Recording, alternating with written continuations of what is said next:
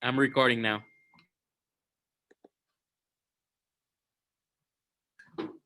Okay, Lori. Okay. I hope, can you hear the piano music where I am? Do you hear it? Oh yeah, very low. Yes. Apparently, there's music from 4 to 8 p.m. every day. So right now, day one, I'm loving it, but in a month, I don't know if I'm gonna have the same response.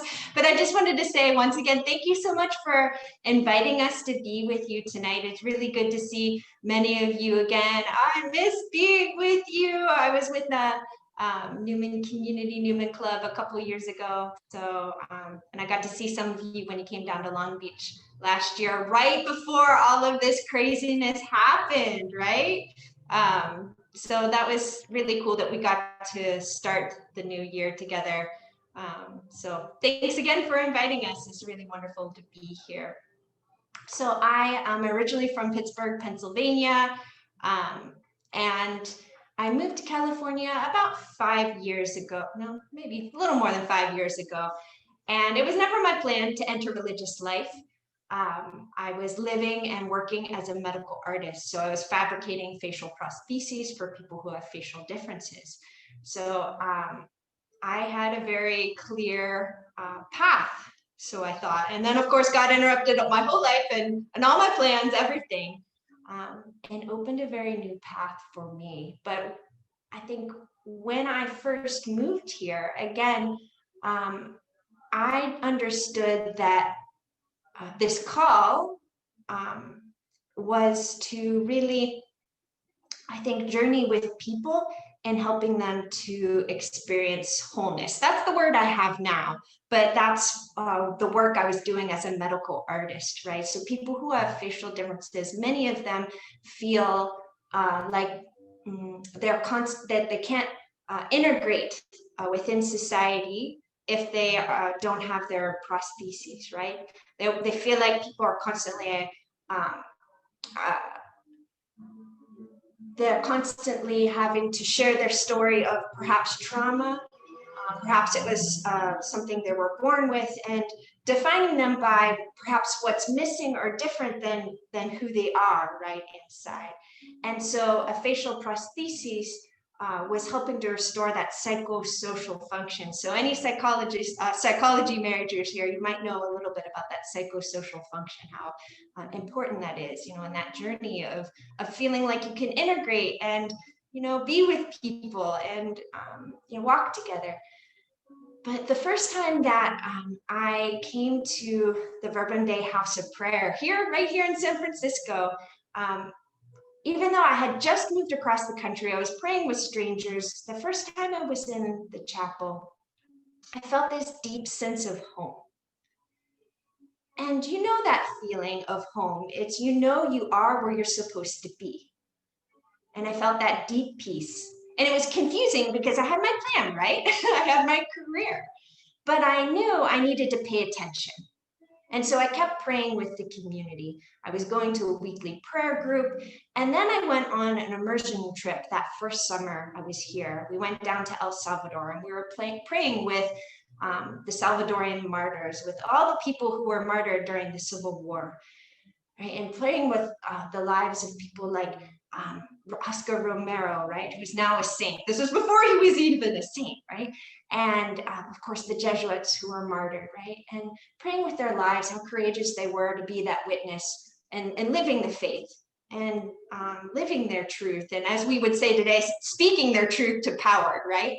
And when we went and visited the little chapel where Romero was martyred, I was praying and I had this experience of perceiving myself deeply loved by God, very deeply loved, and that is all of our deepest identity, right?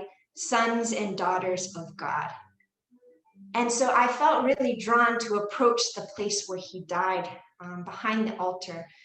And as I approached the altar, I took off my sandals. I felt like Moses right before the burning bush, and I prayed on that spot where he died. And as I was kneeling there praying on that spot, like reflecting on this life that had given his life for others, that was such a good shepherd, right? That was a voice for the poor, for the oppressed, who wanted so desperately that peace that I think all of us are seeking for everyone. I was thinking about what Pope Francis said that summer. He had just been elected Pope. Elected, I think that's the word you use, right? He just become our new Pope. And he said something very simple, something a little bit silly, but it really stuck with me. He said, if we are going to minister to the sheep, we have to smell like the sheep. So I remember thinking, like, how do I smell? What am I doing with my life? And I realized, that what I was doing as a medical artist, that was good work. It was beautiful. I was helping people. I loved it. But I realized that that wasn't necessarily, it could have been, but it wasn't necessarily my deepest vocation. My deepest vocation is what I'd been experiencing in that chapel, of simply feeling myself loved, my identity, right? But my vocation, like how to live out and express this identity, I realized, I don't know. I don't know. I thought I had it all worked out. I thought I understood. And I realized in that moment, I don't know. And I had this very simple prayer to Romero. I said, I don't know. Romero, help me figure this out.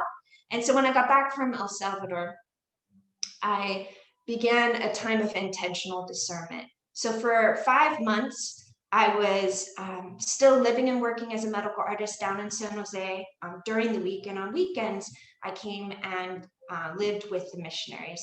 And so it was really helpful for me. And I encourage anyone who is discerning their path in life, not necessarily religious life or the priesthood, but any path, whether you are dating someone, or you're trying to figure out what is my next step, what career, that to really just, for me, I had this certainty that whatever path I was ultimately going to choose, that God would be there at the other end, because God is never where we are not, right? That God was going to bless whatever path I chose. And I also had that certainty that, okay, you know what, I am really praying and discerning, like, where is God calling me? And I'm including God in this decision. This is intentional. And I just had this certainty that, well, I think that God is grateful that we're walking together. And of course, there are no certainties in life, right? Paths can change, and that's okay. Careers can change. But after 6 months, I was on a silent retreat with the missionaries. And I finally had that space and silence, that deep silence I needed in order to really listen to my heart and to really touch that deepest desire within me. I want to be a Verbum Dei missionary. I want to give my whole life to God. I want to place my whole life into your hands, God. And okay, yeah, maybe it's crazy, right? To leave my career. Maybe it doesn't make sense. Maybe it still doesn't make sense to my family or some friends. And that's okay, because how do you explain love, really? It only makes sense to the people who are involved in a relationship, right? And I found over the years that my relationship with God, it has only deepened. And of course, like any vocation, like any marriage, I'm really excited too to hear from the couple who's going to share that, there are peaks and valleys, right? It's not all rainbows in a pink cloud, but it's real, right? That's a relationship. You mature together. And I've experienced that, yeah, this love matures, and Jesus is walking with me as I even mature. I've got a lot of growing to do yet in many, dimensions. But I feel grateful for the path that I have embraced, the vocation that I have. And in this time of pandemic, I think my yes now is as vital as it was 5 years ago, that, yeah, the world needs more joy. The world needs, is searching for that meaning in this moment that might feel very confusing, might feel meaningless, might feel like we have this like fear of isolation, social distance. I'm like 100% extroverted. It is hard for me to not be around people all the time, but I continue to say yes because I have that certainty that God is with me, loving me, and I want everyone else to have that certainty too. So again, thank you so much for the invitation to be here tonight. Thank you, Sister Lauren. So yeah, right now, like we will have a moment of questions. If anyone has questions right now, now it's the time. How old were you when you entered religious life? Because I'm discerning my vocation to the religious life too. Okay, cool, beautiful. Well, when I understood God was inviting me to change the course of my life, I was 28. When I actually officially entered is a different story. I had to take care of my student loan, so I continued working for another year. I had to find other ways to tie up loose ends. So I officially entered when I was 30. And of course, some of my friends made the joke, you might already be thinking to yourself, that was my Jesus year entering, at 30. So it felt very right, a good time to enter and begin this journey, which is ongoing, right? I have a question. If you had the opportunity like to go back in time, like if God gave you the power to go back in time, what advice would you give yourself and like your discernment process?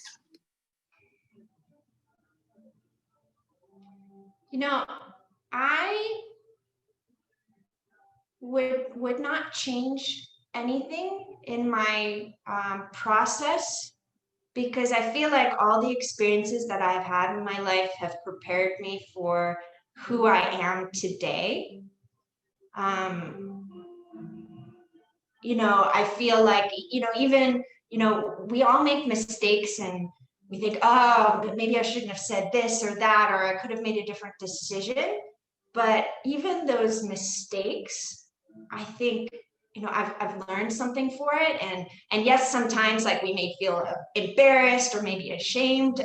But I really think that that's why God's mercy is so beautiful, and healing. So I wouldn't change anything. Yes, I know that, I have come in contact with people who are in religious life, the priesthood, who, they were able to enter when they were younger. And that's cool too. I think God calls us when it is our time, right? So I think advice, I wouldn't change anything. Just, I think it's this process within me, and I think within all of us, of continued trust, to keep trusting. So those times in my life where I was more anxious about, oh, how's this moment going to be? I think to just tell myself to like, hey, relax, keep trusting. It may be hard, but keep trusting. God never said that life wasn't going to be hard, that there weren't going to be times that were tough, but Jesus always promised us that he would be with us until the end. We have that promise. So What's your advice for young girls who are discerning the religious life? I trust, keep trusting God. God will lead you where you're meant to be, and prayer, praying every day, for any vocation is so important, whether we're in a time of transition or not. I mean, that this alive relationship with God, I think is vital and essential for, at least for my life. But I think prayer, I mean, without prayer, it's going to kill whatever vocation you have. If we don't pray, you're going to lose your vocation, your whatever relationship you're in. It's going to crumble. That's when we start to live as if, it's only up to us, that we can live by our own strength. So prayer. Have a spiritual director who can help you listen to the movements of the Spirit. I know, sister, that you said you were like a medical artist, but you're still an artist. So how do you like kind of join, that artist with your religious vocation? Mhm. Yeah, I mean, being artist is such a core part of who I am. I will never stop drawing, painting, sculpting. One moment in my prayer, my discernment with interreligious life, I was praying with the passage of when Jesus was walking by the Sea of Galilee, right? And he starts calling his first disciples, and he says, "Come, I'll make you fishers of people," right? And I understood how beautiful that Jesus uses the language of fishing for fishermen, right? Like, and it's the same with me. Like, um, Jesus, God's going to speak to me in the way and the language that I understand as an artist. And I understood from God in that moment so deeply, Lauren, you're never going to stop creating. And right now, I'm calling you to create a space for others to find community, right? To feel at home. I'm inviting you to invite others to create their own relationship with God. So what I understood that what it meant to be an artist was expanding and wasn't limited to just the way I had always imagined and experienced myself as being artist, right? And of course, like I use art two ways, like to enter into prayer, because sometimes like we don't have words for what we're living, what we're feeling, we can't name it. So I find art is a helpful entrance into that dialogue, but as well, it's also a way for me to capture and make memory with my heart of my prayer experience. So yeah, during my 30-day month retreat, I made so much art. It was really cool. It was really amazing, because sometimes I don't always feel like I have that time to paint. Although 2 nights ago I stayed up way too late painting because I was making a gift for one of my sisters. So it was beautiful. I was like up till 4 a.m. painting. I don't normally do that, but sometimes you got to do what you got to do, right?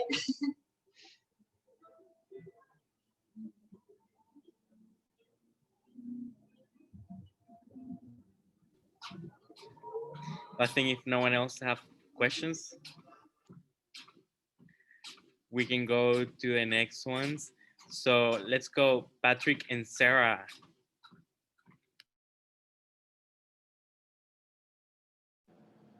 Hello again. Hi, everyone. Like Lauren, thanks for inviting us. And Lauren, your testimony is beautiful. It's amazing hearing vocation stories because there's so much commonality, no matter what your vocation story is. You know, that like discernment process, feeling the sense of peace and that like great love and that sense of feeling at home. Like those points you made really hit home for me. As I thought about my vocation of being married, but backing it up to when we met. You want to start with how we met? Yeah, sure. So as I mentioned earlier, Sarah and I went to high school together. We met the first day of high school. We were in homeroom together, and we were 14. I was immediately attracted to her. But we were really best friends throughout high school. And, you know, thinking about that question, like looking back, what would you change about how things were? Like, I wanted to be with Sarah so much, like more than just friends in high school.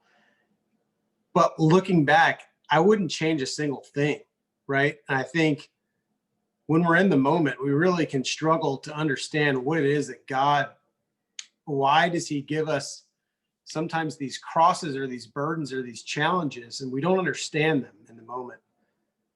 But you know, that phrase hindsight's 2020, I mean, it is so true. And it is, for me, that's where a lot of my faith really has come from, is looking back and realizing how God has been walking this journey of my life with me and helping me make the decisions that I have made. Because if I really was making these decisions all on my own, I would have totally screwed it up. But it's all been only because of his accompaniment and my invitation to let him join me, right? That has really guided me and helped me along the way. The burden he's referring to is the fact that I was not interested. I mean, I looked at him literally as my best friend, but wanted nothing more than that. So he was bummed. But I was okay because we hung out all the time together. And as long as we were together, I knew she wasn't with another guy. So I was okay with that. And she even said yes when I asked her to prom junior year. Mm-hmm. So we have prom picture together. Yeah. What? No, I'm laughing. It's good to go back to those days. And I'll add, so in high school, Lauren, piggybacking on what you were saying about feeling that sense of being at home. So Pat and I in high school, every day, we would start our morning off with a hug. Like we would find one another at our lockers and we would hug. And I'm not saying that I necessarily knew it that second, but that we would be married. But I knew from the very beginning that there is something about that hug that made me feel at home.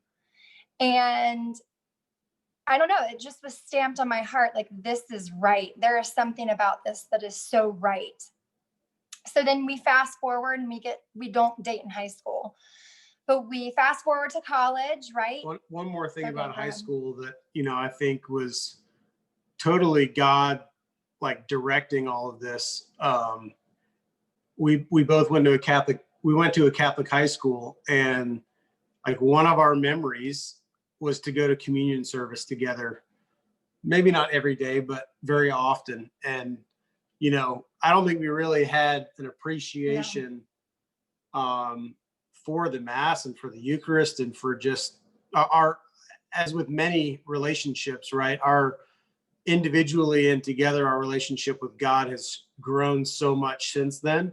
But looking back, like, that was such a powerful experience that we shared together that we didn't even realize in the moment how powerful it was. Yeah. I mean, it was so powerful. I'm really surprised that I forgot to mention that. But to Pat's point, I got you. Yeah, he's got me covered. Takes two, right? At least for us. But yeah, in those moments, it's amazing because we didn't recognize how important that was at the time. But just the fact that we opened ourselves up to that sacramental grace, it really was a true blessing on, I believe, opening our eyes up to see what God's call was for the two of us together. So then fast forward it to college, he went off and dated someone else, and I was heartbroken because he's always been very faithful.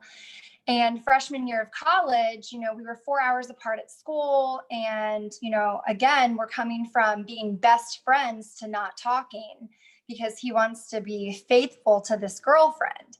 So he wanted to distance himself from me.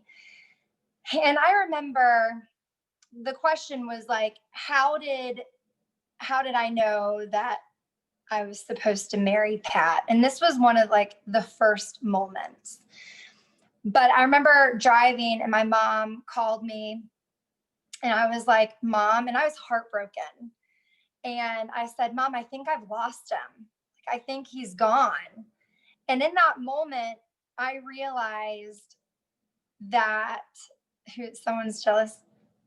I can't read the message. I missed whoever typed in that message, but I told my mom, I was like, Mom, I feel like I've lost him. And so when I said that out loud, I remember to this day having this great sense of I've either lost him for good or we're getting married. I don't know really what it was. Maybe just that sense of like the loss. You realize what you have when it's gone. But almost to Pat's point and Lauren, to yours, like, I still wouldn't go back and change it because in that moment, God is in control and he uses each scenario to help lead you to his will. And I think in that loss, I realized what and how God was prompting my heart and saying, no, he is for you. You want to talk about college and dating, like hanging out with? Yeah, I mean, I think I always knew, really, maybe not always knew. I liked Sarah from the beginning, but you know, before we went off to college, I wanted to make sure, you know, am I getting the green light here to date other girls, or are we in, like, is this official? You know, and she made it clear that we were still just friends, and that I had the green light, and she wanted me to be able to experience and get to meet other girls. And so, you know, I'm sure that was hard for her to say that. I was at an all-girls school. It was torture. Yeah, but hearing him with girls. But at the same time, like, the only reason, so we got married right after college, and the only reason that I really felt ready to make that commitment and to get married at 23 was because she had given me that distance, and she had given me that space and that opportunity to date other girls, you know, just to go to dinner with girls and go to dances and that kind of thing. It really, by her giving me that distance and that freedom, it really helped me to see that she was the one that I really wanted. Does that clarify? I don't know. Is that your answer? Yeah. Okay. The other part that I really wanted to mention too about, like, especially living in the world that we're living in today, I knew that Pat was the one for me, going back to being at home. Like, he was my best friend. So that's my advice. And I know we're kind of scattered tonight. There's so much to share and it's hard to condense, but is the friendship and how important it is to develop a friendship. And so given how good of friends we were, was very clear to me that the relationship was really meaningful. And again, it was either going to be totally over or it was going to be for life. That, and then from a physical standpoint, the whole time we were friends and the whole time we were dating, I knew that he would, like, especially once we were dating, I knew that he would be then the one for me. And I knew that God was saying him, because he always showed me that authentic example of love. And he never pressured me. It was not the classic, you know, I love you so much, will you do this with me? Or, oh, I just care about you so much, and, you know, let's take it to the next level. There was never any of that. And so I always had such a solid understanding and appreciation for the great respect that he had for me. And so, as we know that marriage is supposed to be an imitation of Christ's love for us, the church, he showcased that. He was already showcasing that, why God, you know, elevated marriage to be a sacrament. I mean, he was already showing me that in the way that he treated me and in the way that he wanted to love me. So I think that I was really reflecting on this question today, and that's what really hit me, was that Pat's love for me and the way he treated me, even though it was eons ago and it's a different day today, it was still tough then, right? It was that, just in how he truly, truly loved me. I think we need to go there. Go where? We need to go there. So I never know what he's thinking. It's important for, like, so one of our big ministry now is working with preparing couples for marriage and couples who already are married, specifically around natural family planning and helping them to know the truths about what the church teaches and why the church teaches it. And so segueing our college and our dating relationship into our marriage and our human sexuality, like what Sarah was saying, like, I wasn't interested in her for the physical sexual pleasure.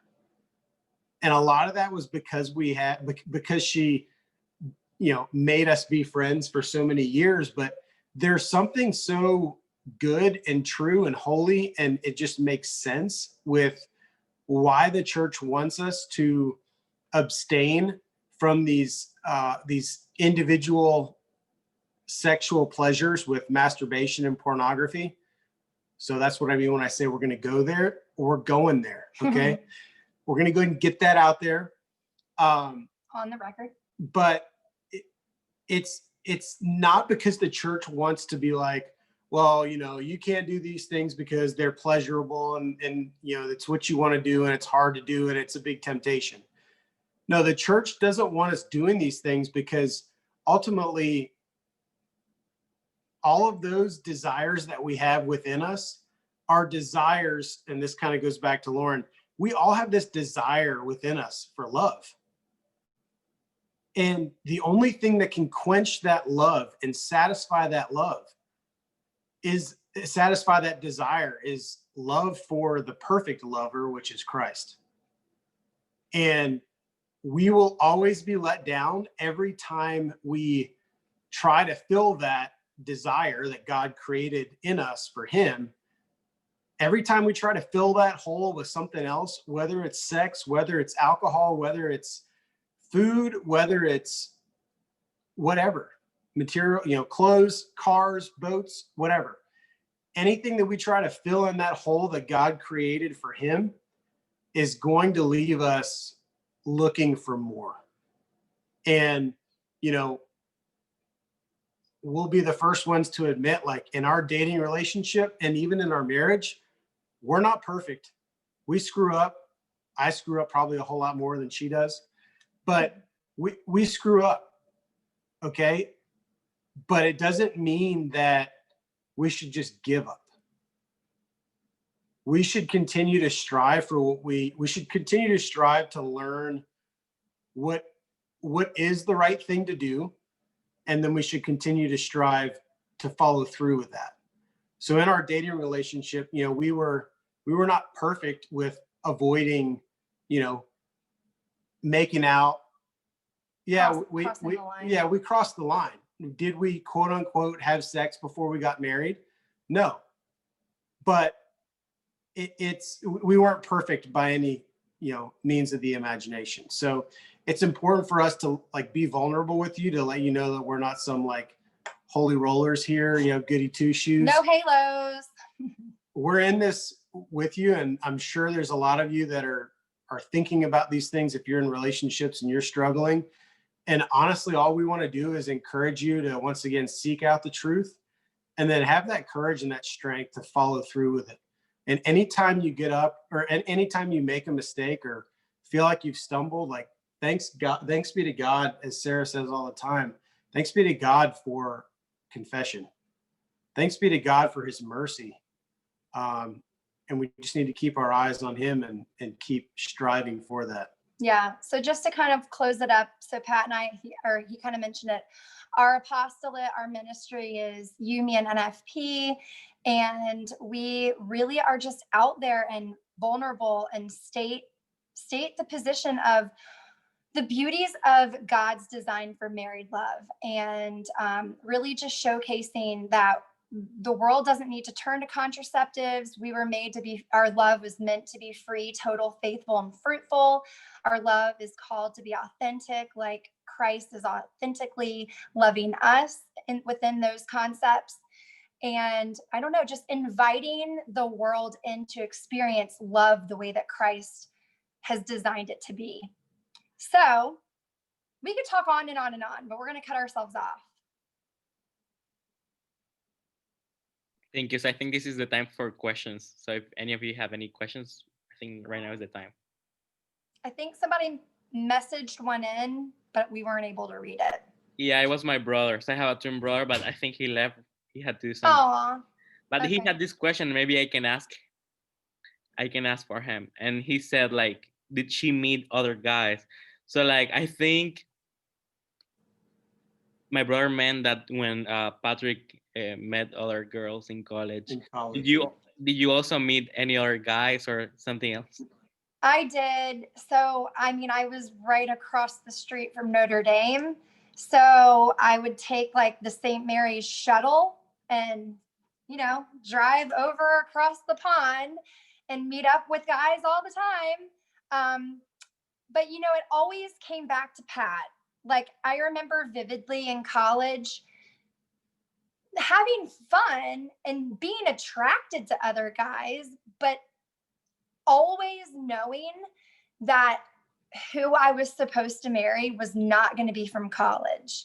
And like then on breaks when I'd go home, guess what? It always came back to Pat.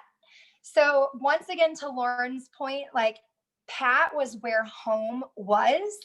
And it makes sense because now Pat is where home is.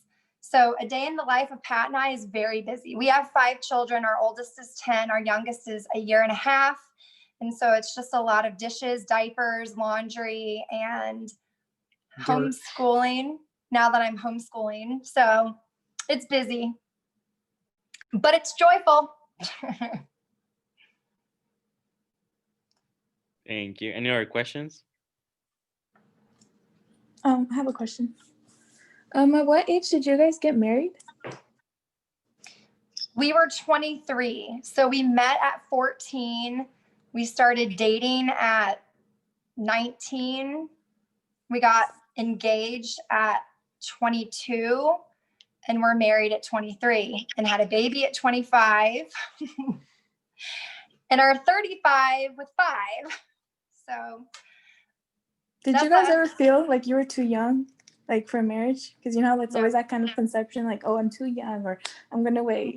Never. It just felt right at the moment. Her dad thought we were too young, and my mom, yeah, the parents. But but we, like, I don't know if it's because we were naive or because we were just like friends we were for really, so yeah, long. we had that friendship at the foundation, right? And there was no physical intimacy to distract us from getting to know who we really were as individuals. And I really think that that's what, between that and having the ability to, hang out with other girls, like it gave me the opportunity to say, you know what, I know her, I trust her, and she's who I want. So by the time we were engaged, when we were ready to be married, there was no question in either of our minds. It was more so our parents. Yeah, my mom, on the record, she knows that I say this. She was concerned and even stated to us, she was like, honey, y'all, I'm just a little concerned that you're wanting to get married so young because you just want the license to screw. That was her phrase, to put it bluntly. And that'll always stick with us because, well, we talk about chastity in marriage, right? Like just because we're married and that is part of the marital covenant, but like that doesn't mean that we're having sex all the time. Like that's not what God is asking of us. Sometimes in discernment, we need to try to avoid having a baby. And there are certain times that we need to practice chastity in marriage. So it was hard to hear that comment because it was our relationship. And she knew that we weren't sexually active, but what she didn't really understand was that in not being sexually active, it, as Pat said, it allowed us to hit on the important topics, and we didn't have sex distracting us from what was important to discuss, what was important to live out, all of those, just pieces of friendship that are lost when you have the counterfeit being thrown at you. So it was the next step in its purest form. It was just the next step for us. And it was a calling, obviously. It wasn't just like, oh, well, everyone's doing it because, well, nobody was doing it. We were the guinea pigs. We were the youngest ones, the first ones of our friends, essentially, to get married. So it was where home was. And I'll remember the day of our wedding. Once again, Lauren, thank you for what you said, because I remember walking down the aisle and I, of course, saw Pat at the end, and I could not get there quick enough. Like, I just remember seeing Pat standing there and without a shadow of a doubt being like, that is where home is. Like, that is where I'm supposed to be. And so, you know, they say where there's peace, there is God. Where Pat was, there is peace. And so from a practical standpoint, that with discernment of spirits and all of that, that's a practical nugget for us looking back. It's like, well, no wonder, because that's where God was leading us to be together. Wow, beautiful. Any last question? Yeah, I got one. So were you hello, both of you, good story. I was just wondering, did you guys both grow up Catholic as well? Yes. Yep, we were both cradle Catholics. However, we grew up a little bit differently. Pat's family was very active in their Catholic faith. I received cradle Catholic, I received all of my sacraments, but like living it out day to day, I'm not going to say totally Catholic in name only, but like when we were on vacation, we would vacation from mass. You know what I mean? Mm-hmm. So like growing up, learning about the church's teachings on contraception and all that was never discussed with me. However, with Pat, it was. Well, with my family, I'm number 4 of 5. And, earlier on in my parents' marriage, they had a pretty rocky marriage, and I think they were pretty close to divorce. And they fortunately got some good help that, then they went from one extreme to the next, one extreme to the other. And so that's why I think by the time I came around, it was a pretty devout Catholic household. Mm-hmm. Can I ask a follow-up question real quick too? So you guys are both parents, like you're of 5 now. So do you send all your kids to Catholic school or not? That's my question. Or do you just stay like active in the church so you can teach them God and better in that way, if you don't mind me asking? It's an interesting question because, it's another one of those like trusting in God things, right? I was like, when we got married, I was always, I wanted to have multiple children, coming from a family being one of 5, but I just never saw it possible to be able to have a large family and send them to Catholic school. And that's because I was seeing things through my lens and what I saw as reality, and not really knowing or trusting in what God's plans were, right? And so there, just up until this past year, we've had a couple kids in traditional Catholic school, and God has totally made it all happen. He's blessed us tremendously and made it happen. But it's interesting because Sarah and I, was one of the things we talked about before we got married. And initially, I was like, I just don't know it. I didn't see it as possible for us to be able to afford it. And so I was very pro homeschool. I was like, if Sarah was like, I don't want the kids going to public school. I want them to know that what we're teaching them at home, they can speak about freely in school. And so, I always saw it as either traditional Catholic school, which I didn't think I was going to be able to provide for, or homeschooling. And it's kind of funny. So within this last year, before all the COVID stuff happened, we were planning to transition schools anyways. And so now the kids are in a hybrid homeschool where they go to school 2 days a week and they're home the other 3 days a week. And it's just kind of funny how things have changed, because Sarah had always seen herself as like never being able to be a homeschool mom, like, not me, sorry, can't do it. And so here we are, now in a hybrid homeschool. And we're really active with Regnum Christi and the Legionaries. And so to the point of their faith formation and like how their faith life is lived out. So they've been in traditional Catholic school. Now we're doing the hybrid homeschool, but they really get a sense of the Catholic life being played out, not only in our home domestic church, but within the lives of the consecrated women, the legionaries, and just Regnum Christi with the families. So I don't know if that was kind of part of the question, but they're really starting to see that being Catholic is more than just going to Catholic mass, but or Catholic school, but it's living out our faith every day. I think Luke had a question. Maybe he can. Thank you. Yeah, I was just gonna ask, like, how do you balance your time with, the apostolate, with the NFP, and just family time and time for you guys, like private time? Like, how do you balance it at all? We're a work in progress. I mean, the short answer is honestly that we're a work in progress, and there are many times that we fail. There are many times that we have the triangle of priorities flipped totally upside down. It's like the food groups, how like the food groups are broken out into the triangle, like where you flip it and you're like, I've had way too many carbs today. It's like that with our marriage.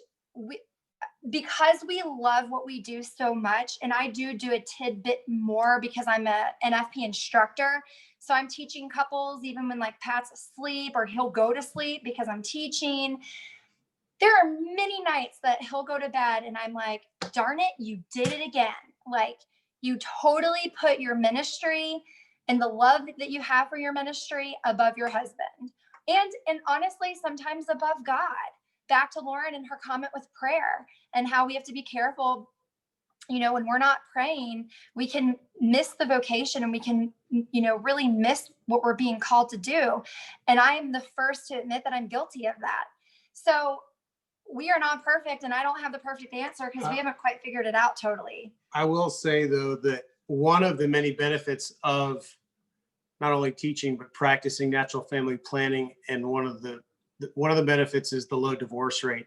But I believe the reason for that is because practicing natural family planning forces you to learn how to communicate, and it forces you to communicate regularly.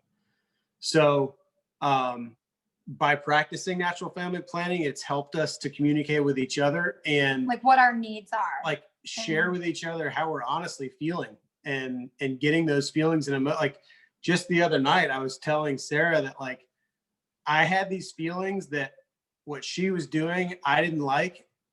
And those feelings that I had, I knew they weren't good. There was like some diabolical, negative, bad feelings. And I was like, I hate that I feel this way, but I need to express it and get it out and share it with you. So that open communication and dialogue, and it's all about intentionality too, on how do you, the word balance, right? How do you balance it all? It's really finding ways to integrate your faith into your daily life with your kids, and to integrate your mission and the work that Sarah's doing as part of us time, like doing this together. Yeah, we're talking to all of you guys and we're not able to talk about, things, our relationship, but finding this mission that we can do together is a tremendously bonding experience for us together. Yeah. And he makes a way. He really does. I'm convicted and consoled multiple times that when God takes you to the cliche phrase of like, when he takes you to it, he'll get you through it. Right. And he makes a way. And time again, like if I'm really busy, I have the kids, I have, I need to spend time with Pat, but I have couples that I'm teaching. Like my dad will call and say like, hey, I'm going to pick up the boys for a little while. And what did that do? It just opened up a window for me to get stuff done so that it could offset that and then allow me to have time with him at night. So it is amazing that when we're doing what he's calling us to do, he really does make a way. Thank you. Thank you for your time and being with us today. Hopefully Thanks you can join us soon again. So we will go to Father Cameron. Well, that's a tough talk to follow. I'm very grateful for your witness. I think a lot of times people think that, priests and religious are going to save the church, but really I think it's Holy Catholic families like yourself. You remind me of, I've got two brothers that are married with multiple kids, and both of my sister-in-laws are teach NFP. So thank you for the work that you're doing. It's a blessing for the church, and your witness is a blessing for the church. Just a little bit about myself. I felt like I was going to be called to be married. I had the dream of the bride walking down the aisle when I was growing up. And that was my plan. I'm one of 4 boys, and the 2 older boys were the ones that people thought would be the priests. And those were the 2 that ended up getting married because it seemed like they had more priestly characteristics. And myself and my younger brother were not seen to be of the priestly type. We were getting in trouble far more often, I would say. And we ended up becoming priests, myself and my younger brother. But I never thought of it growing up in high school. Never wanted to do it. I just wanted to play sports and to date and to get into a good college. As I mentioned earlier, I ended up going to study engineering, but I'll kind of continue with this theme of home. I had everything one would think they would want in life in terms of I was at a good college. I had a good degree. My older brother was also at the college studying. And so I had everything I thought I could want, and yet it just didn't feel right. It felt like there was something missing, that there was something else God was calling me to. As much as it all seemed like what the world told me I needed and wanted, internally, it didn't feel like it was all that I was being asked to do with my life. And because at that moment, I wasn't that into my faith, I thought it was a calling to serve in the military. So I went down this long path of trying to get into the military, and that never, it didn't work out. It's once again, talking about how God works, looking back, I think God put some obstacles in the way that helped me kind of go down a different path in my life. I ended up getting invited on a trip to Lourdes, France, where we believe the Blessed Mother appeared to Saint Bernadette. And it was on that trip that I realized that I had never really asked God what God wanted me to do with my life. I was always telling God what I was going to do, and it never really seemed to be working out. Like I told God I was going to be an engineer, and then I told God I was going to be in the military, and I just kept running into obstacles. So I was like, well, maybe I should actually ask the person that created me. Maybe he has some idea what might be good for my life. And so just in a moment of, once again, we've talked about prayer a few times tonight, but just in silent prayer, I was sitting in my hotel room in Lourdes, France. I was like, all right, God, if I never listen to what you want me to do, what do you want me to do? And all of a sudden there was this it's like when you solve a math problem or a physics problem and a light bulb clicks, I've got the right answer. All of a sudden this idea of priesthood just popped into my mind out of nowhere. You're being called to be a priest. And it was at first I was like, that's it. That's what I'm being asked to do. As crazy as that sounds, because I never really thought about doing it. It sounds ridiculous, but that's what I'm supposed to do. And then literally the next day, just all this fear and doubt. And do I really want to do this? What are people going to think of me? What are my friends going to think? What are my brothers going to think? And so I fought it. I like to say I had my wrestling match with God, as Jacob did in the Old Testament, where he wrestles with God. So for the next 6 months, I kind of wrestled with God in prayer. I'd wake up one day, I should be a priest. The next day, I shouldn't do it. And then eventually I was like, well, I can't figure this out in my head. I just got to try it. So I entered the seminary. In terms of discernment, just taking steps is so vital. We don't figure things out up here. We figure things out through experience, through talking with people. And so I took the step to enter seminary, and it was the hardest thing I've ever done. I was almost in tears, because it was just such a movement out of my comfort zone. The whole idea of being a priest didn't really make me feel that good in the moment, even though I knew I was being asked to do it. And so after I made the decision to enter, though, I was filled with this peace and this a surety and conviction that I had made the right move. And yet, as Lauren mentioned, there's been many ups and downs in seminary life and in priesthood. But through it all, there's just this conviction that the Lord is asking me to do this. And Roberto had asked, what's the day in the life of a priest? And I was thinking about that. And I kind of laugh now because literally every year of my priesthood, this is now my 6th year, every year has been radically different. So it's hard to even describe what a day in the life of a priest is. I went from being a parish priest, being a high school chaplain, to, working with the Archbishop and being his priest secretary, which was a stressful job. And Now I'm a vocation director working with seminarians. So every year it's been different. So in a nutshell, like for me, being a priest is just trying to say yes to God each day. And really that's every vocation, right? Just trying to say yes to God on a daily basis. And ultimately, I think my role as a priest is to bring the sacraments to people. I love marriage. I think marriage is amazing, just learning so much about it.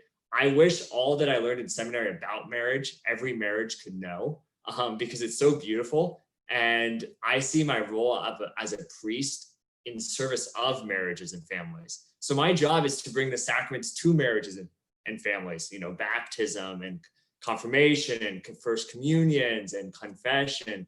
And so my role as a priest is bringing the sacraments to God's people, preaching God's word and teaching. We're trained to do that. We have more time to study than people that are in marriages and families. And then prayer, interceding. So as priests, we offer the Mass each day and we pray the Liturgy of the Hours, praying for the people of God. Our life is one of prayer on behalf of God's people. So those are kind of the three pillars of my life in terms of my priest. No matter what job I'm doing as a priest, those three pillars, I would say, still remain. So yeah, that's my story in a nutshell. And I'm open to any questions people might have. Like, do you always know you wanted to be the diocese priest, or did you ever try like any religious congregation or? Yeah, it's a good question. I actually feel for young people today because there's so many decisions that young people have to make that life gets really complicated. With like the internet, the way it is, you can research all these different religious orders, you can research all these different dioceses. For me, it just came down to, I felt like God was calling me to be a priest. And the one priest I actually kind of knew was the vocation director for diocesan priesthood of San Francisco. And I just started talking to him. And at some point he like handed me an application. And before I knew it, I was in the seminary.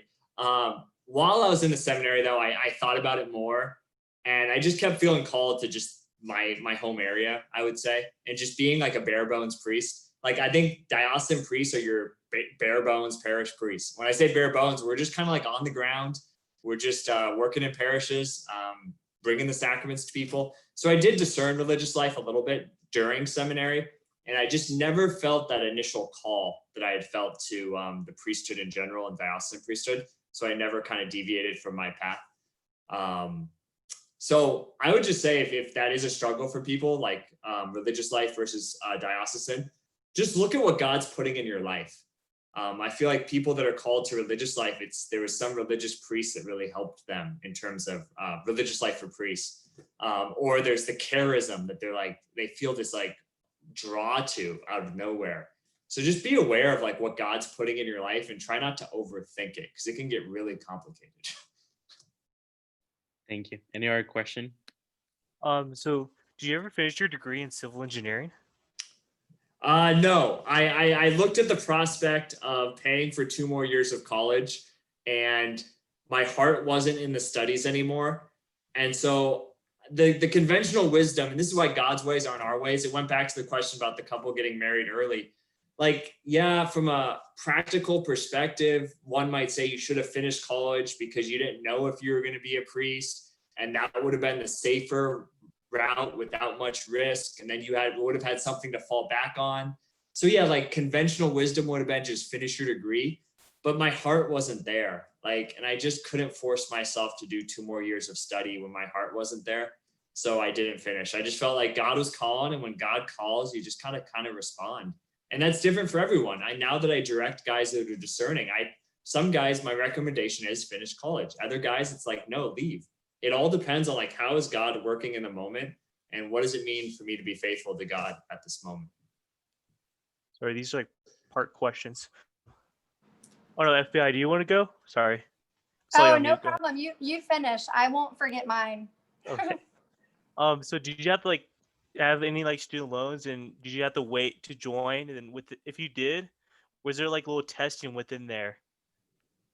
No, I was blessed. My parents, God bless them, had put money away to help me with college. And so I was blessed not to have student loans. But I know that's a trial for people, but God works with our reality as it is. I think if we're delaying our vocation for selfish reasons or worldly reasons, God doesn't work as well with that. But if we're delaying because of just reality, we got to take care of a loved one, or we have student loans to pay, or we're kind of committed to something we can't get out of because we've already made a commitment.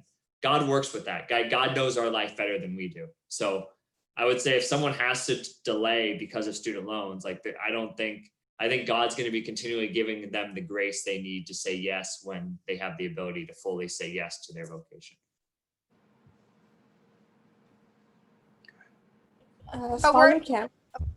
Sarah? Oh, it's fine. We're officially Pat and Sarah now on the screen. We feel bad about the FBI thing. It's a joke. Well, we don't feel bad. It's just a joke. Really quickly, Father, what would be your advice for us as parents to open the dialogue for our young sons to have a heart that could be open to the priesthood without saying too much to like give them an idea that is not of God's call? Yeah, you know what this is what I would say is great about my parents is people are shocked. I mean, you have 2 priests in a family, like your parents must have been perfect. And no, like we were not a great Catholic family. We were the Catholic family that showed up to mass late and left early, consistently. So we weren't that great. But what my parents were great about is they always wanted us to just be open to what God was asking us to do and to say yes to that. And they never talked about priesthood. I mean, one might say that was improper of them, but it did give my brother and I a freedom, I would say, to both, when that moment came where we both felt somewhat of a supernatural calling, we both had the ability, I would say, to say yes, because our parents had planted the seed of being open to doing what God wants us to do. But they also we were around a really good priest, I think was a good example. And they invited him over for dinner once. We went out to dinner with him once, and he just kind of became a family friend. So I think having that presence, he was the first priest I went to when I was starting to discern. So when families, and this is really good for priests too. I love when young families reach out and want to get to know me as a priest. So just getting to know priests, I think, is helpful. But yeah, too much pressure is when the parents make the mistake. Because kids will say no just because they feel like mom and dad think I have to do this, right? But thank you. That's awesome. I have a question for you, Father Cameron. There's a young boy. He's discerning the priesthood right now. So he's he's in junior year in high school right now. And he was thinking about the priesthood. And his sister is telling me, how can he get involved in the priesthood stuff when he's done with high school? Yeah, I think you try to start doing the right things now. You start trying to become a holier person by the way you live and growing in virtue. You start trying to have a better prayer life. You start to volunteer in different ways. Yeah, his name is Jimmy Osvaldo. Okay. Yeah, I just think you start trying to live a good Catholic life, and that will prepare you to say yes. And I think nowadays it's good for people out of high school to try to go to college for some period of time. But to be continually doing just good, healthy Catholic things like volunteering, helping those in need, volunteering at the parish, learning more about the priesthood. There's some great books out there. And so, yeah. I think Ariana had a question. Yeah, it's somewhat similar to the previous questions, but do you know if there is less interest from young men in becoming priests in 2020 than there was maybe 10 years ago? And how are priests now inviting young men to discern and to seek priesthood? Good. That's a good. Wow, it's an amazingly thoughtful question. Yeah, I think so. I would say it might be better now than 10 years ago. It's hard for me to say. It really depends on where you are in the country. So where Pat and Sarah is, they've got a lot of vocations in Georgia. We're jealous of Georgia. But in California, we're not as healthy vocation wise. Just so there's different depending on where you are in the United States. Vocations range in drastic ways. I would say there's a kind of a rekindling of interest among young men to want to live a life of sacrifice and service in terms of the priesthood. I would say there's less young people engaged in their faith to a certain extent. So maybe there's less men that are interested. But I would say it's definitely less than 50 years ago. But I would say over the last 10 to 20 years, there's been a relative steady amount of vocations, if not a little bit of an increase in terms of priesthood vocations. I would say the hardest thing, and this is now me being in working with guys discerning the priesthood, is our generation, millennials and Gen Z, I think they're called now, or iGen, we struggle with commitment. And so guys will make a long journey through seminary and then at the last moment be like, I just can't do it. And so they're noticing that a lot. It's just a lack of commitment. And that's a struggle now that might not have been the same struggle 50 years ago. Thank you. I think Brenna had a question. Yeah, hello, Father Cameron. Happy Thursday. I just wanted to ask you how Jesus has influenced you, and more so, like, see, I don't know how long you've been a priest, but I'm just wondering, like, since you've been in that role, in that seat, if there's any changes you'd like to see within the next however so years. Is there anything in the church in particular that you think should be changed or retained, or what do you think? Well, I became a priest because I love my bride. The church is my bride, and I laid down my life for my bride. And so I wouldn't have become a priest unless I loved the church and who the church is. And I love the intellectual tradition of the church in terms of our teachings. And I think there's a lot of good reason behind the teachings. I don't think it's been explained very well. And I don't think people are always open to hearing the explanation. But I do think a lot of the teachings that people struggle with can be explained in a beautiful way. And so there's not necessarily like teachings that I think need to change, maybe the way we propose them or the way we interact with others. If I would say, you mentioned like, have I changed with being in this role and in terms of Christ? I mean, Christ is so much better than I thought he was. I mean, Christ is so much more gentle and merciful and kind. And loving, like truly loving, like loving us despite the fact that we reject him at times or turn away from him. So I would say the Lord's working on my heart in that way to kind of have that same nature. So I would say that's how the Lord's working on me. And yeah, I think there's a lot of great stuff happening in the church, to be honest with you. Like couples like Sarah and Pat are all around the nation. Then that's great. That's amazing. And I think there's like different groups that are doing great work. Newman centers are doing great work on campuses. So I have a lot of hope for the future of the church. I have strong hope too. Thank you. I think we will move for the next one, which is our last, Mary Gomez, and she will tell her story on her vocation and how God was telling her where she needs to be right now. But this is a very uncommon kind of vocation that we don't see much because people don't think about it. But it's also a call from God. So let's hear.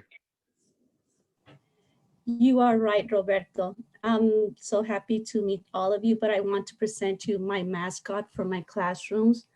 Hi, his name is Joey, and this is my mascot for, and just in case you were wondering, he was so desperate to come along, and it's my hand too. It's my little puppet. First of all, I wanted to share with you that this actually is my spirit animal. I'm not sure if you believe in that, a spirit animal, a turtle. It represents in the native, in the indigenous native cultures of my country, Ecuador, it represents wisdom, longevity, and growing wise as you get older. So answering to your question, Roberto, one of the vocations, actually, I have two vocations. And these two vocations, in any part of the world where you go, nobody wants those vocations because, first of all, they're not vocations. One of them is being single, and the other one is being a teacher. Well, let me tell you why. The first one, nobody wants it, because who wants to be alone when when their life gets older, right? And the second of all, you don't want to be recognized of the person that has a lot of cats at home. So, well, let me tell you, I don't have cats. And second of all, I do have parakeets, right? So, and uh, and that's one vocation that people don't like, and they say, well, they say, first of all, that's not a vocation. There's no Hallmark cards out there, happy single day. There's a lot of happy Valentine's Day, happy vote, whatever it is, but not single day. And second of all, teachers, when like I'm in the classroom, first of all, I'm a public school teacher for Los Angeles, one of the largest districts in the US. And people really, not even my students, they just look at me with compassion and they say, why did you choose this? And especially when they see how kids can act and react towards one little thing. But let me tell you one thing. I didn't choose my vocations chose me. And that is how the Lord acts. That is how he is acting with me right now. Would I want to be married? Why not? I had a vocation, one before this one, and I thank Sarah for inviting me. But in that vocation that I was with, being a religious person, the Lord called me to be in the secular world and be with my kids that I have now. So if you're wondering, I don't have kids of my own because I'm single. I don't have one kid. I have close to 2,000 kids now and counting.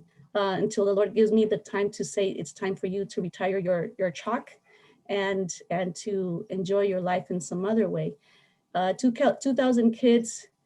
I have now grandkids, and they invite me to their weddings. They invite me to their.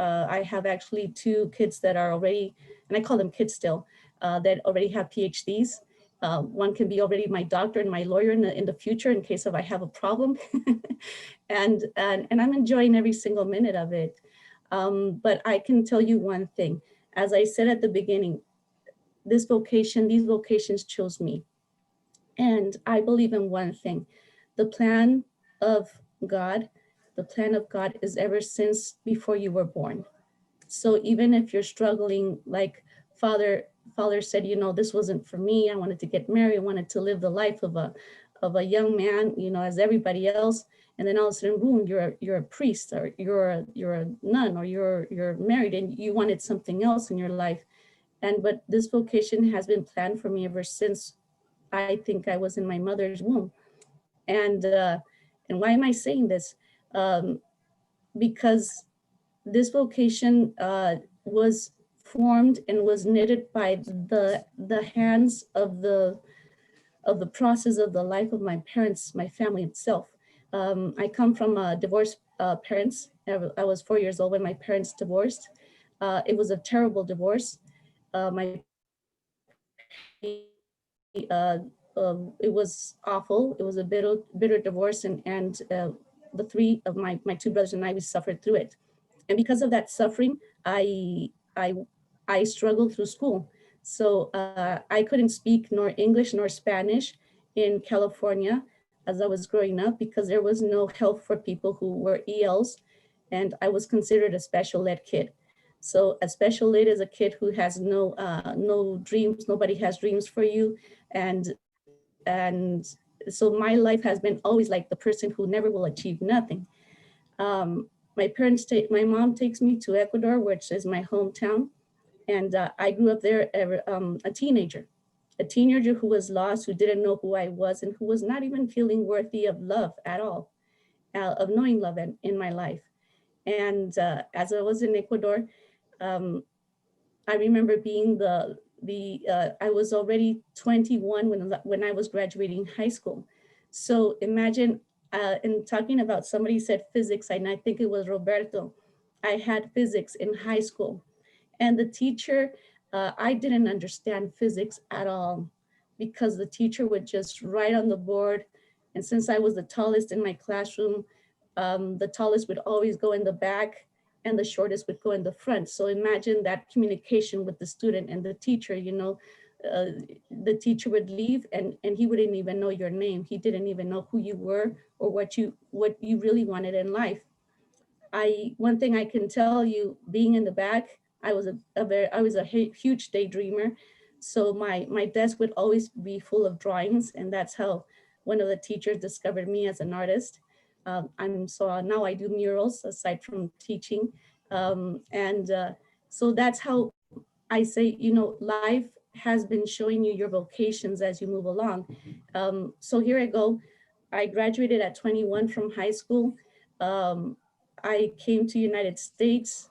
I went to community college to refresh my English, to improve in my English, to improve on everything. And that community college is only a 2-year process. Well, I made it for 4 years. And then afterwards, I discovered my love.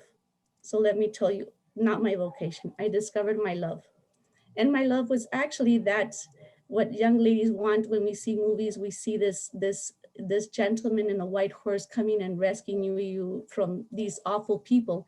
And so my gentleman was actually Jesus. And I knew him when I was in my first communion. I knew that person. I knew Jesus. He knew me, not I didn't know him. And so I fell in love with him. I fell in love with who he was. And that rebellious man, that man that was there for the humble, for the poor, for the lepers, for me, for the person who I was. I was deprived of the right to be worthy of something. And so I followed him. I followed him for Jesus for 12 years. I was living a vocation that was beautiful.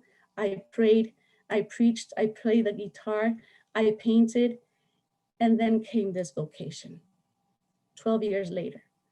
The vocation that I didn't expect. Once again, the Lord appeared in my life when I least expected through kids. And these kids that I was talking with, and that was 2001, they were really rebellious high school kids who were kicked out from one high school to the other high school, kicked out. And then all I would do was sit down and listen to them. And after listening to them and being with them for months, they said to me, "Why aren't you a teacher? Why aren't you in the classroom?" And I said, "No, I already have a vocation. This is my vocation. What are you talking about?" But that was like a little thorn, a sweet thorn that kept on going deeper and deeper and deeper, because everywhere I turned around, when you fall in love, it almost seems like you're driving in the car and you see this sign, and everything was telling me, "Why aren't you a teacher?" And that's how it started. And after 12 years not going to school, first of all, I got out of community college, not a really good student. My GPA was 1.9, which is very low. And being you guys in college, you know what the GPA should be. And they accepted me, and they allowed me to stay. And I did, I followed, and they say, "What can you be? What do you want to be?" And I said, "I want to be a teacher." And I said, "What can I do to be a teacher?" And they say, "Well, what kind of teacher do you want to be?" "I want to be in high school. I want to be helping teenagers." Well, and they said, "Music, can I do music?" And they said, "No, sorry, you're not going to have a job as a musician." Painting, sorry, that's not a possibility. History. So I kept on pushing like questions, and they say, "Well, it looks like you have some background in science. Can you try science?" And I said, "Science? Well, first of all, as one teacher in high school told me, you're a ding dong," which a ding dong means a person who's empty inside and just sounds outside. So I remember like being told by a teacher that, and I said, "I'm not sure if I'm going to make it, science." And just to make the story short, in 3 years I finished. Such was the desire to be a teacher. In 3 years I finished my college. I was I was 35 when I finished, and with a 1.9 I made it to a 3.0, and I also got organic chemistry. But I had to take again physics, and that the second time that I took physics in college, I said, "I will never, never want to see physics in my life. Physics is done for me. never again. And my advice to you guys, never say never again, because as soon as I finished and I graduated and I got my graduation, which I never thought in my life that I would ever graduate and be in college and have that experience and give that pride to my parents. The next thing is there was a job for me right away around the corner in a high school. And everywhere I went, I felt there was a community of there helping me, protecting me, and that was a community of teachers. And sometimes when people said, well, aren't you going to teach in Catholic school? You know, you came from some Catholic environment. And I was like, but there was a call for me to help those kids who didn't have that chance to experience kindness, that didn't have a chance to experience home, as Pat and Sarah were saying, or Lauren, they didn't experience home. And those are my kids. They don't have home. Sometimes my classroom is their home. Sometimes their classroom is their safe place. And so when I was there teaching, 7 years, I did the teaching. And well, let me tell you that I burned my candle too fast. And if you don't understand what burn your candle too fast is like, it was close to ending. My health was in peril, and I was diagnosed with a illness in the stomach. So I had to leave my teaching uh, immediately, and that was in 2012. So what best way to heal myself than to go to Haiti? So I go to Haiti, and with the priest who's in charge of putting schools in Haiti in the slums, in the most dangerous slums in the world. And I was there with teaching gang with knives and with weapons, you know, and teaching them a little bit about what it is self-respect. And I didn't know that I could do this. One person that a teacher told me, you're a ding dong, you would never amount to anything, to be one day teaching chemistry, organic chemistry, to be teaching biology, and then now in Haiti, inspiring, not me. I didn't inspire anybody. Actually, the kids were inspiring me over there in Haiti, that they were in so much need of somebody just to tell them, you are worth fighting for. You are worth living for. And so I come back because my life was in danger, because I did so much changes in that high school that the teachers didn't like it. I found out teachers that were getting paychecks without even showing up to the classroom. So they didn't like that. So I had to leave Haiti and come back over here. And now I had to find a job. And because of my age, I was already 45. So I was in the long list of teachers who were not giving a chance to teach because you're old. And but luckily one day, the school that I am, they gave me the chance. They opened their doors and they say, yes, we want you to teach. And they saw my method of teaching, and they say, with one exception. And I said, what is that? You have to teach one class of physics. And I was like, not again, not again. I said, I will never teach physics in my life. And here I am having to teach physics. I remember everything was falling, my pencils, my markers, everything was falling because I was clumsy. And I think I am clumsy in a way. And my mouth was dry, and the kids were throwing all these things all over the classroom. And every single day I had to broom and clean it.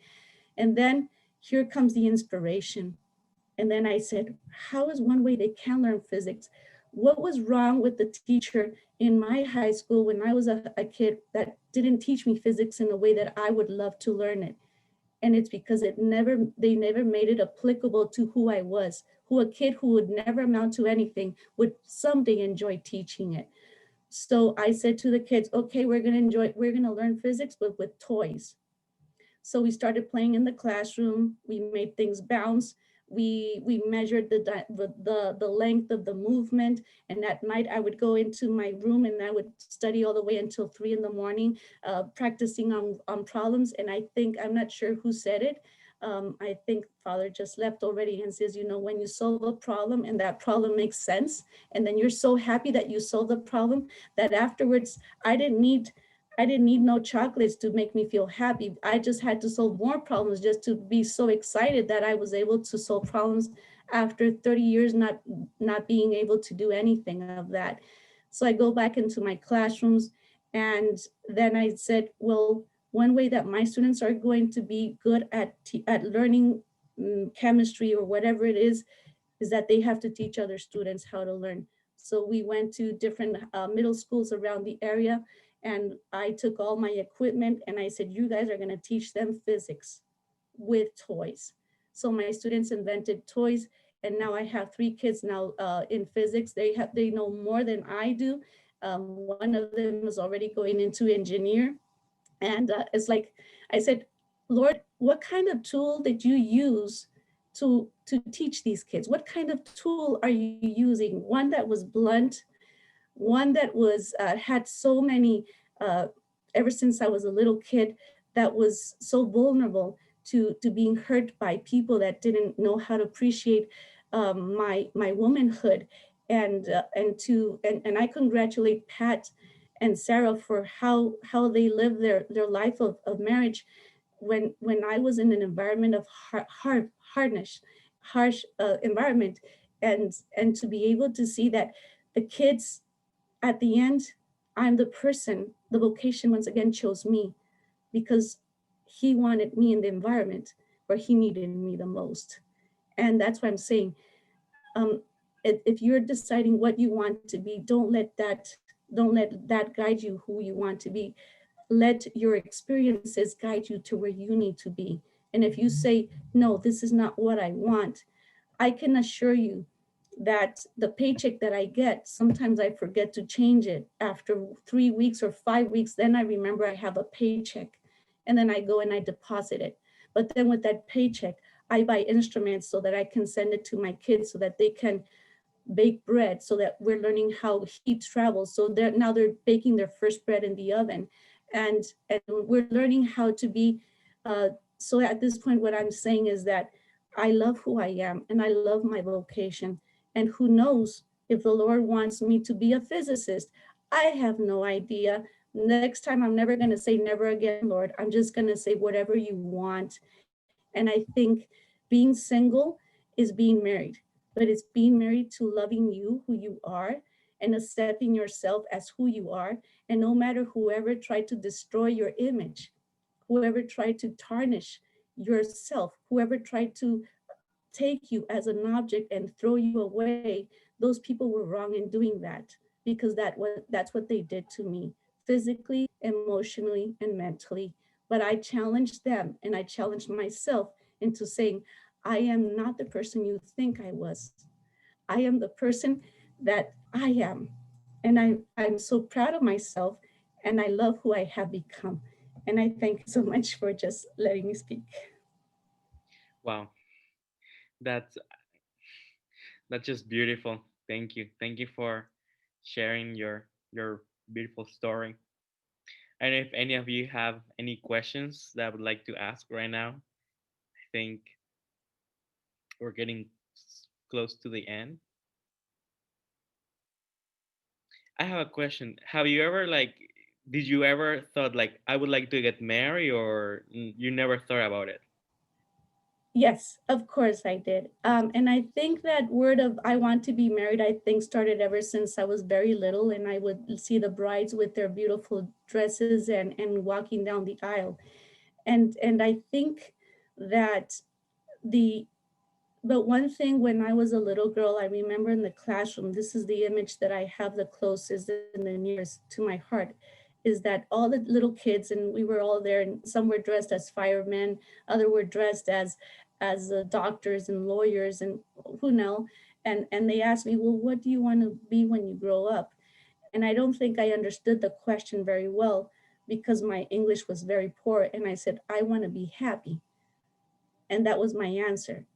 And so for me, happiness was translated throughout the years in my life, was translated, and I want to be married, because I want to make somebody make me happy.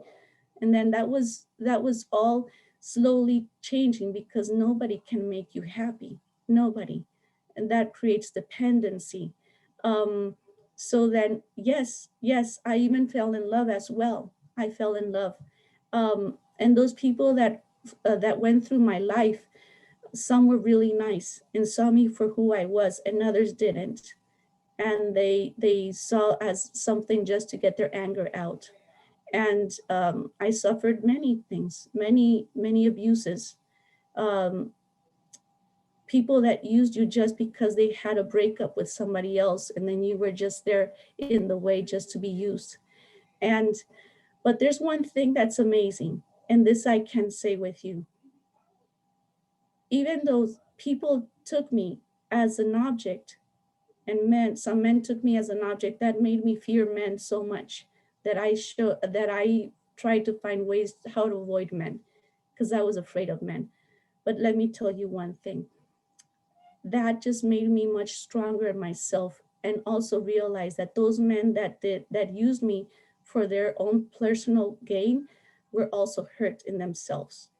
They were hurt, and they didn't know what they were doing. I forgive them. I forgive them. Although for me, it has been a long process of acceptance of myself, of who I am. But I can assure you one thing, the first person that I was hurt by, and I'm not saying, but hurt by not by being neglected, that love was my father, because he didn't know how to express love. And uh, my father just died a month ago, and I was there. I was there to attend him. I was there to nurse him, and I was there to say to him, "I love you, Dad." And I told him, "Dad, I have your DNA in me because I'm an artist and he's an artist." And I was able there to hug him and to say, you have given life to me. You have allowed me to be here. And even though you were not able to love me as I would have wanted that, um, but I can love you. And that is something that I learned through the process. So pain can only help us be stronger. And we discover that love to others through pain. And I just want to say to Pat and Sarah that I hearing you was made me cry, because I said, this is what we need. We need the new kinds of marriage. But when it's not out there, because the kind of kids that I'm surrounded with are kids that come from broken homes, are girls that have been already in uh, they're selling them to the market, and I have to have them, and I have to be with them, and you have to hear them. Girls that have who already aborted, and I have to be there and hug them and allow them to be healed. Young men who has been in work, who come into my classroom who are high in drugs, and I have to be with them, and I have to hug them, and I have to allow them to graduate. Kids who have ADHD because they already drugged them ever since they were little, because they're in foster homes and nobody accepts them. And some kids who are sleeping under the bridge, who are sleeping in little tents because they've been evicted from their homes, and I have to be there for them. And I realize that home is where your heart is at. You can lose your physical home. I have beautiful things in here. Actually, my little house is all painted according to the colors of my heart, which are rainbows. And it's filled with all that I am, who I am. But this may go, all of this may go, but the heart is the home for these kids. Just sorry that I'm extending too much and it's late and people need to go. But a teacher of ours just died yesterday, and we had all these Zoom sessions to listen to our kids cry, and also me. I had to cry because I suffered the loss of a friend, of a colleague who needed my help too, and these times are just making us much more united, much more. Making us a big family, a family that has no differences between Catholics or non-Catholics. I have Buddhists in my classroom. I have a lot of kids who are not, who don't know who they are, if they're gay or lesbian, or and then I have to be there for them. And all they want to know is that you care for them and that you love them. And that's all I have to say. Thank you. That's a vocation, Sister Sarah. When we're in a Instagram live video the other day, she wrote, "My vocation is to love," and I think that's what we're called to do. We're called to love, and to love like Jesus loved us, and Jesus is loving us too, still loving us in this present moment. So right now we have to go. It's 8, But we are really thankful, first of all, to God, because I think He's the one who permitted to listen to these beautiful stories. And how, I don't know, I was listening to each single story right now, and I was seeing, oh my God, the different ways that God can lead to a person, and I was like, God, you're amazing. And sometimes we doubt of your of how amazing you are, but yet you are there, and you will never abandon us. And I think that's what we need to keep in our hearts. And so I'm really thankful to Patrick and Sarah, to Sister Lauren, to Mary, and to Father Cameron, who needed to leave, because I mean, your experiences made us also realize that God has also a special and perfect plan for each one of us, and that I don't know, but after listening to all of you, I am excited to see what God has prepared for me, and I am also excited to see what God has prepared for each one of you. And the question in here that we are living, are we willing to follow where God wants to lead us? Are we willing to follow His will? So that's the question, and we say in the name of the Father, the Son, and the Holy Spirit. Holy Hail Mary, full of grace, the Lord is with thee. Blessed art thou among women, and blessed is the fruit of thy womb, Jesus. Holy Mary, Mother of God, pray for us sinners, now and at the hour of our death. Amen. Okay, thank you so much, and see you next Thursday for our regular meeting. Bye. Can I just say something? Yeah. Thank you just again on behalf of the Newman Club as the campus minister. Thank you so much, Pat and Sarah. Mary, thank you so much. Lauren, thank you so much. And Father Cameron, thank you so much. It has been such an inspiration. Thank you. Thank you. I hope that you can join us again in another moment for those that weren't able to make it, and we can do a future one as well. And thank you so much, Roberto, for organizing all of this. This was fantastic. There's just one announcement. I know that you always make fun of me saying, what's the announcements and the suggestions? One announcement, just a reminder that this Saturday, Cal State East Bay is organizing with us as well the talk at 10 a.m. on the Saturday about Black Catholics in the Catholic Church. I mean, obviously in the Catholic Church at this moment. So there's a whole discussion by Dr. Tia Pratt, who I went to her last discussion. So it's very, very good. So if you're able to make that, that would be wonderful. So it's 10 a.m. on Saturday, California time. Okay. Thank you. Thank you, everybody. God bless. Bye. Good night.